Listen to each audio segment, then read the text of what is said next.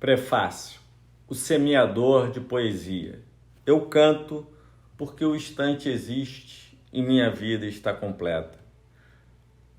Não sou alegre nem sou triste, sou poeta. Irmão das coisas fugidias, não sinto gozo nem tormento. Atravesso noites e dias no vento. Cecília Meirelles. E o arqueiro dos sons virou o semeador de poesia. Depois de promover uma viagem em forma de arco pelo espaço sideral, em seu livro de estreia, Arco dos Sons, Augusto Ramaciotti volta à terra e fica bem os pés no chão. Mas longe de simplesmente aterrissar, o autor segue entre ventos e versos, semeando a sua poesia pelas 4 direções. Ou como escreveu Cecília Meirelles no poema em epígrafe, atravessando noites e dias no vento.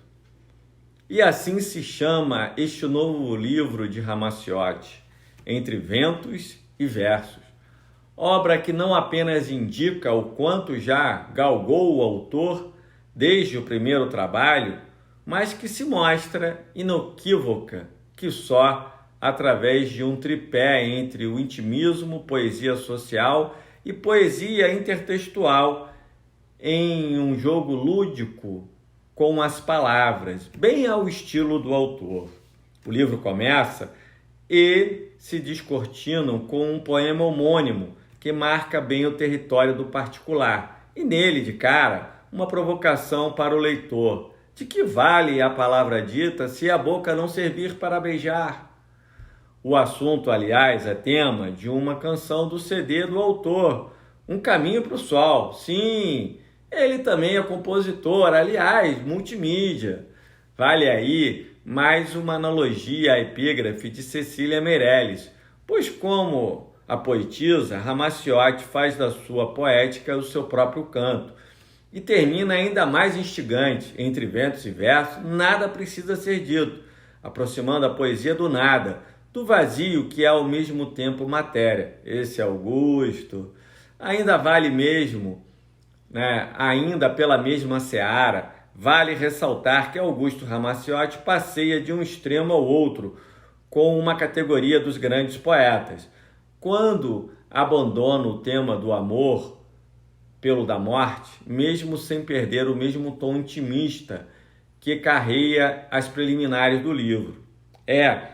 Em O Suicida, poema deslocado topograficamente mais para o final do livro, O Fim da Vida, que o autor declara: eu quero um poema kamikaze, e cita Mayakovsky, Suicida Ilustre, em ode à música, ao lugar de fazê-lo com escritores como Hemingway ou Safo, por exemplo, mas não, pois no que tange à literatura, mais uma vez, Ramaciotti resolveu brincar, parodiando Shakespeare e limando as palavras de Hamlet até caberem na forma do poema Suicídio, o poema que é Shakespeare. Viver ou morrer, eis a questão.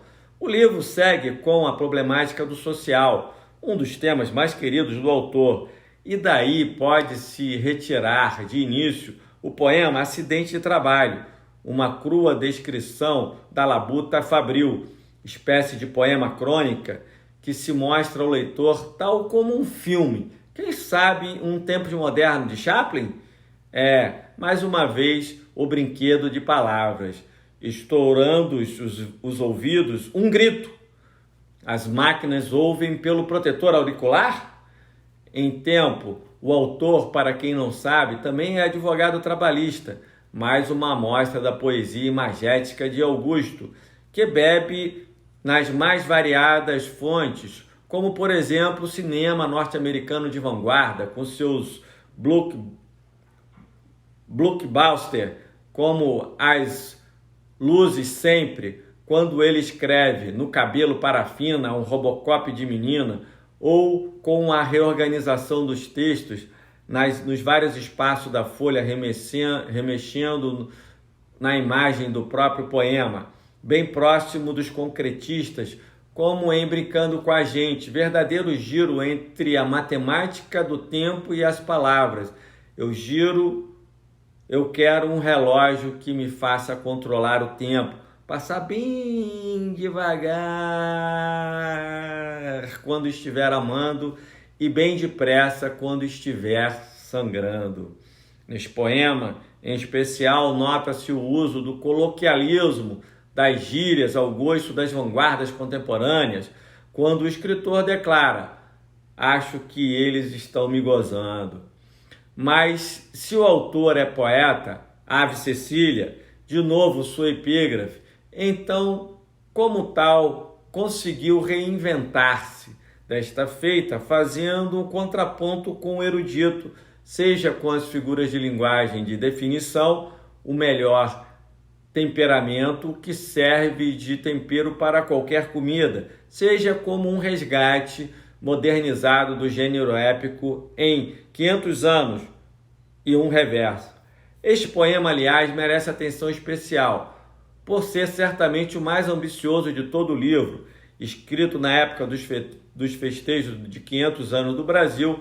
Ele conta a história do descobrimento pela ótica do colonizado, do perdedor, subvertendo a equação, a história é feita pelos ganhadores, e deixando o leitor, no final, com uma amarga constatação: o que há para se comemorar?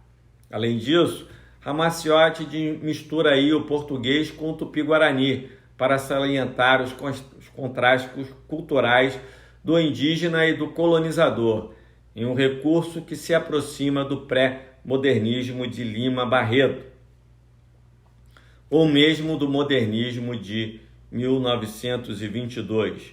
E se o autor não chega aos 500 versos, são ao todo 279, reconhecidamente, se não cheguei aos 500 versos, ele nos dá um reverso. Soidini Sode Lizarbio, virando o poema pelo avesso, literalmente. Alguma analogia com a atual conjuntura do Brasil? No terceiro elemento desse tríptico e da poesia intertextual, o escritor vai revolvendo todas as suas referências, dialogando com a obra de alguns dos seus autores preferidos e prestando-lhe uma homenagem, em última análise, como a Castro Alves e a geração condoreira como um todo, da qual este Vate é máximo expoente. Em algum lugar a pomba voa e livre, nela deve estar Castro Alves.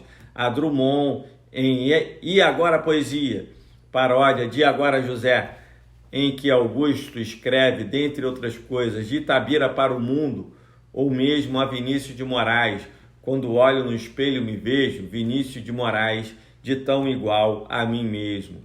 Depois de atravessar noites e dias no vento, semeando poesia, o autor termina seu livro de braços dados com Manuel Bandeira, indo embora para Passárgada. Se levanto esta bandeira, você com certeza é Manuel Aldaz. Andorinha, andorinha, apenas por brincadeira, nenhum verso é preciso mais. Vou-me embora para Passárgada. Talvez a cauda de algum mistral ou o manto quente de algum siroco tenha guiado até lá. Em todo caso, desde Bandeira, Passárgada foi eleita como um refúgio dos poetas e dos amantes da poesia. E para se chegar nela, não há mistério algum.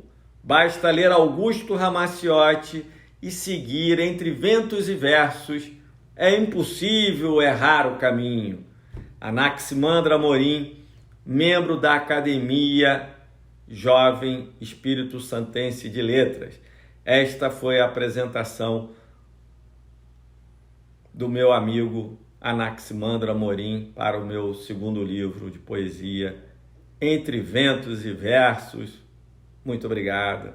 Até o próximo vídeo.